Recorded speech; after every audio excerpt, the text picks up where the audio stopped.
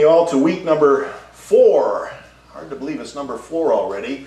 Our 7-week fall series here based on the book Resilient, How to Grow an Unshakable Core of Calm, Strength, and Happiness. The topic today is calm confidence. Two separate qualities I think that go together quite nicely. And so today we're going to reverse order. We're going to start with confidence, which is defined as a feeling of self-assurance arising from one's appreciation of one's own abilities or qualities. So let's start by thinking a little bit about what it's like to lack confidence. What are some of the things we feel when we lack confidence? Judgment. Insecure. Fear. We can be hesitant, irresolute, ineffective, and another one of my recently most favoritist words, feckless. That's another way of saying ineffective. Yes. So that's what it's like to have no confidence, and yes, there is such a thing as having too much confidence, right? When we're too confident, we're said to be overconfident. How about arrogant? How about reckless, right? Because when I think of overconfidence, you could always identify overconfidence because it usually starts with the phrase, "Hold my beer and watch this."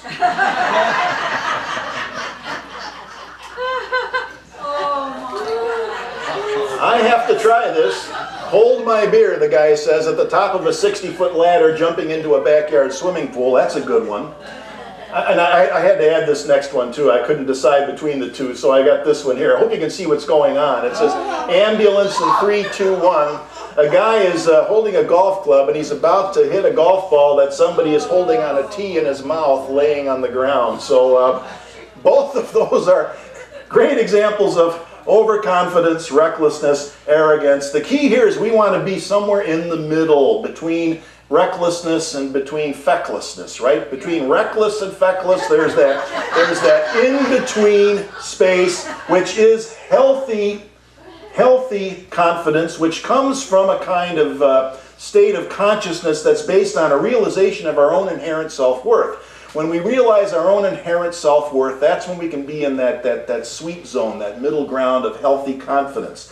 Now, this all starts back in childhood, and that's where many of the key events and interactions happen that can have a great effect on our confidence level as adults. And we may not even have a conscious memory of those events, but there's no doubt in my mind that the reason many adults have chaotic and messed up lives is because of their childhood environment. And I'm not saying that relieves them of responsibility, but I think it helps us to understand how difficult it can be to resolve those issues. It's very hard to unlearn something that you have no memory of learning. That's what happens when we're children. That's why that's so important.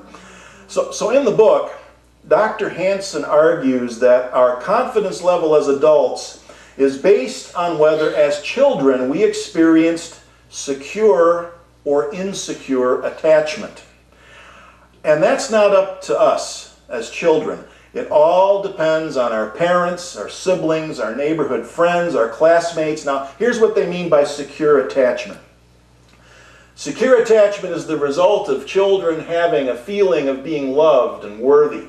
When parents and other caregivers are attuned, responsive, loving, and skillful, and reliably delivering a good enough stream of social supplies. You see, it doesn't have to be perfect. A good enough stream of social supplies. So this is what comes from an environment where a child's needs are being met in a healthy way. And when people experience that kind of healthy, secure attachment as a child, these are some of the benefits. They're able to explore the world. They tolerate separation. They recover from hurt and disappointment, which is another way of saying that they tend to be more resilient. They are comfortable saying how they feel and what they want. They don't cling to other people or push them away. There's that healthy middle ground again. They tend to be centered in the responsive rather than reactive mode in their relationships. And of course, they tend to be more confident. Now, on the other hand, you have insecure attachment. This is what happens when children experience their caregivers as frequently unavailable, insensitive, cold, rejecting, punishing, or abusive. And as you might imagine, when people experience insecure attachment as a child, these are some of the negative effects. So they tend to feel inadequate and unworthy. They have doubts about others being reliably attentive, supportive, and trustworthy. That's probably another way of saying they tend to be suspicious of others. They tend to be distant or cling to other people. They go to the extremes. They tend to be harshly self-critical. That's a real important one. They're less able to cope with stress and setbacks, meaning they're less resilient. They tend to be centered in the reactive rather than responsive mode in their relationships. And finally, they lack confidence. Okay, those are opposite ends of the extreme. These set the boundaries for a whole range of things that happen in the middle. The fact is that I think most people don't fall into one or the other of those two extreme categories. We all kind of sit somewhere in that squishy middle, which means that we all have some beneficial qualities to affirm and cultivate, and perhaps some of the negative qualities that we need to work on in order to help that healthy sense of confidence to grow even larger.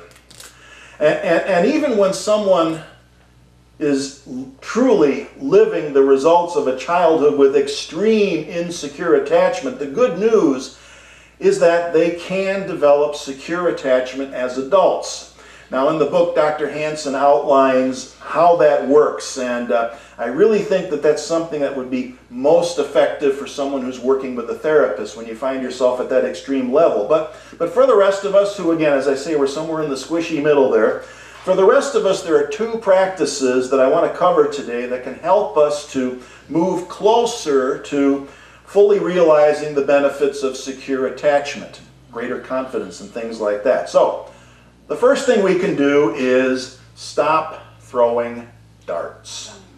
That may sound a little bit cryptic, but it's a Buddhist metaphor, which is often called the two darts. And here's what it means, okay? The first dart is the thing that happens to us, right? We get hit with the dart, we say, ouch. It's the thing that happens to us. It can be a number of things, usually negative, any kind of unavoidable discomfort, physical, emotional, whatever. Any kind of unavoidable discomfort is what the Buddha referred to as the first dart. We get hit with the first dart, we say, ouch. Unfortunately, we don't let it stop there, because the second dart happens when we add our reactions on top of that. Things like anger, fear, pain, embarrassment, all sorts of things like that. The second dart comes along and we find ourselves going, ouch, again. The second dart is self-inflicted. That's the key distinction. The second dart is self-inflicted, as in the immortal words of our friend Pogo here.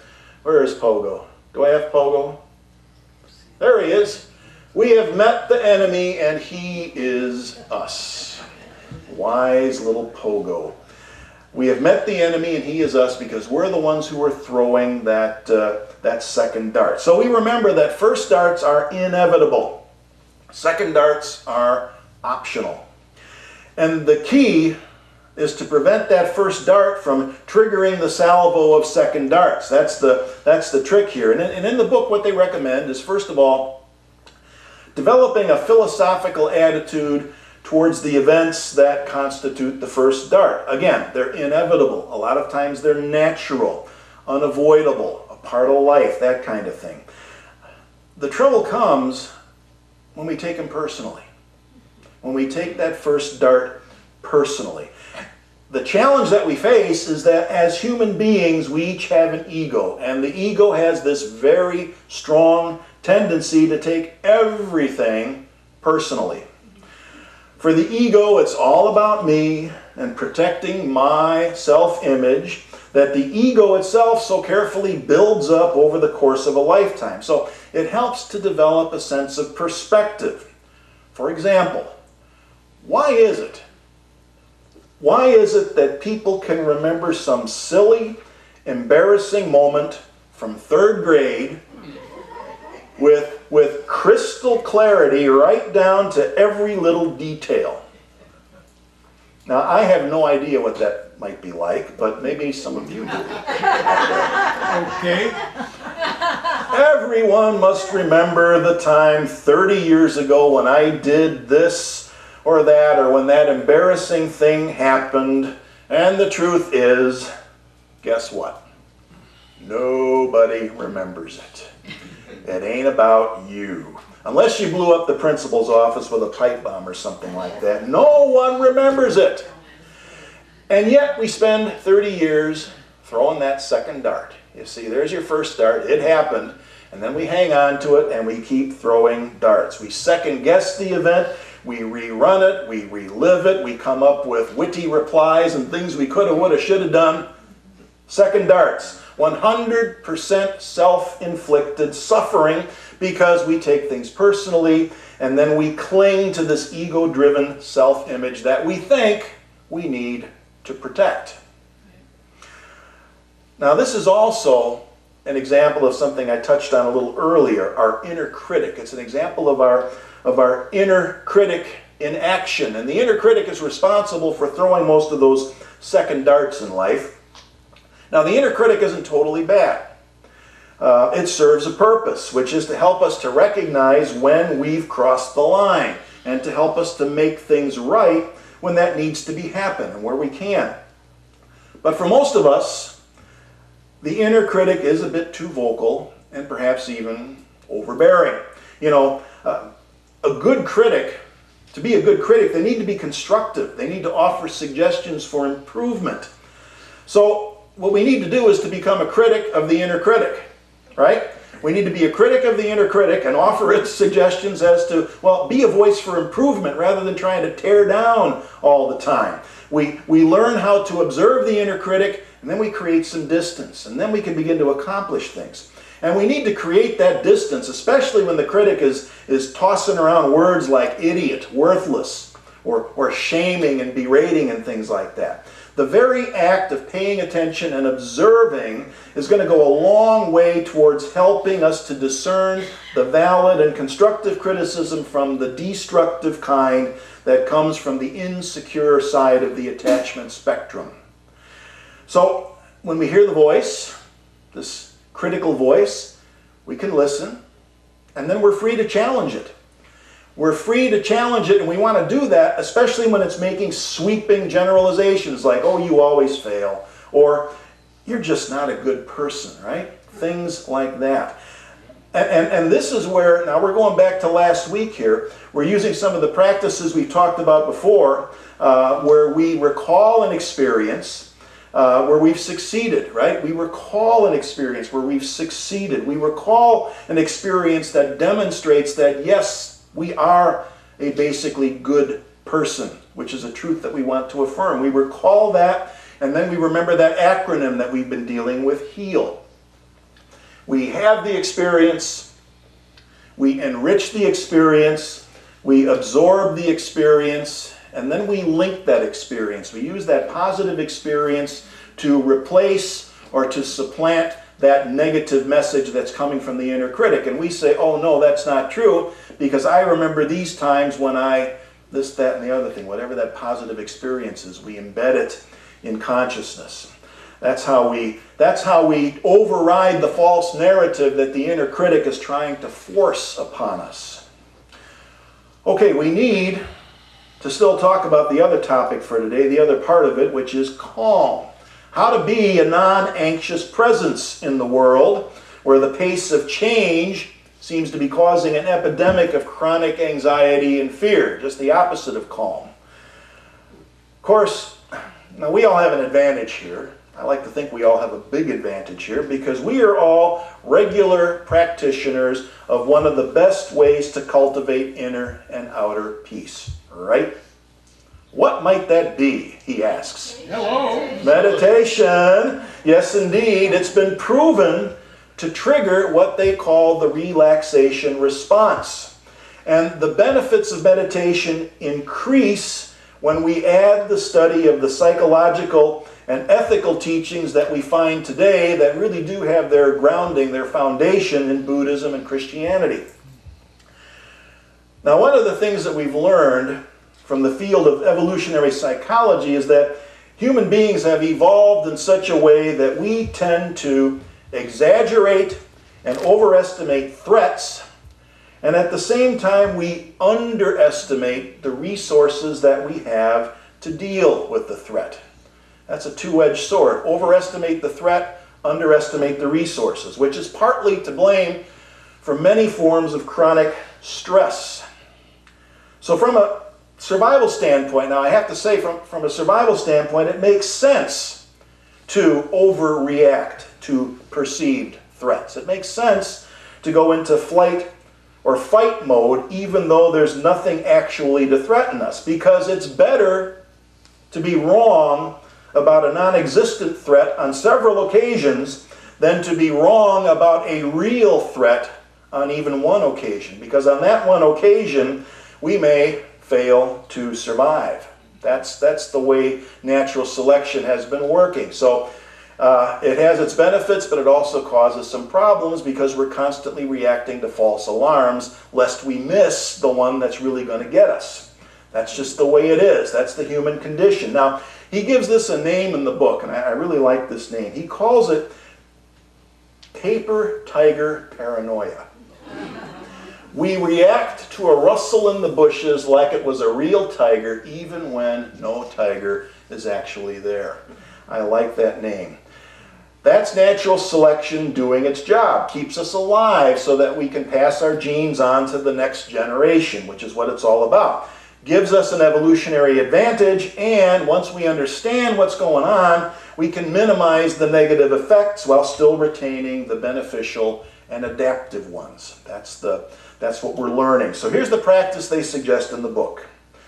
When something causes worry or chronic anxiety, we ask 3 questions about it. How big is it? How likely is it? How bad would it actually be? Takes a certain amount of courage to do this because we tend to avoid going into those places that scare us. But with a little practice, it can be done. Now, don't start with the deepest, most threatening feeling of existential dread here, okay? You know, don't be like Harry Potter taking on the mountain troll first thing. You know, you want to start small if you can. Start with something that has less energy. When we ask, how big is it, we want to be specific and concrete about it. Because in effect, what we're doing by that is we're putting limits on it. We're putting a fence around it by describing, well, really, how big is it? We're putting limits on it instead of giving it free rein. The second question helps us to deal with the things that we worry about that haven't happened yet. And here's a clue. Most of the things we worry about and get anxious about haven't happened yet. We worry about things which might happen. So we ask, how likely is it? What are the actual odds? And we make sure that we focus and stay focused on the fact that it hasn't happened yet. I'm okay now. If we're dealing with something that we have experienced before, then we remember that today things are totally different. Past experience is no guarantee of future performance, as they say in the financial business, right? Past experience is no guarantee of future performance. And finally, we ask, how bad would it actually be? Which is similar to asking, what's the worst that can happen? It becomes a little less catastrophic and more manageable if we're willing to actually engage this question. And we find often that we can dismiss the exaggerated imagined outcomes and then switch to the next area of focus here, which is once we've gone through the 3 steps, we want to right away switch to an appreciation of our resources. What do I have available now to deal with this? We take an inventory of what's available to help us to deal with the thing. What is available in mind? What's available in body? What's available out in the world around me? If we approach it this way, I think we're going to find that there's more available than we realized. Or as we were singing in that song earlier, there's more than enough. Mind, body, and in the world around us. In mind, we can think of similar situations in the past that could be instructive now, or we simply focus on something that happened in the past where we overcame. We focus on the qualities that we know are available, like courage and resilience, because we've all been working with this book, right? You know, we're building qualities of courage, resilience, and confidence. We're doing the work. At the level of body, we can focus on what helps us to feel strong, what helps us to feel energetic and capable, and then make sure we do the things that enhance those feelings. And how about the world around us? Sometimes we're afraid to ask for help, right? We're afraid to reach out. You know, help can come in many forms, even beyond our circle of family and friends. Most of the time, we just have to take a look and then again take that all-important step of asking. What's the worst thing that can happen if we ask? They'll say no. And we move on to the next opportunity, to the next resource. It's as simple as that. Now, the other thing that happens when we engage this 3-step process followed by the resource inventory is that we are fortifying another really important quality that we talked about just last week. We're taking charge of the situation by deciding to make something else happen instead of getting carried away by worry and anxiety. And the word that we used last week to describe that was agency. We are exercising agency. We are being a cause instead of an effect. And that's how we can also increase our reserves of grit and fortitude. And I think we're beginning to see how all of these things work together to reinforce each other. Each practice is linked to the other, and it's a self-reinforcing spiral, I think, is the image that he used. So that's actually it for Calm Confidence. Next week, 2 more essential qualities for resilience. Those are motivation and intimacy. The color is a sunny yellow. Remember that the meditation for today that Karen led will be online tomorrow morning, or you can pick it up on a CD in the Spiritual Resource Center.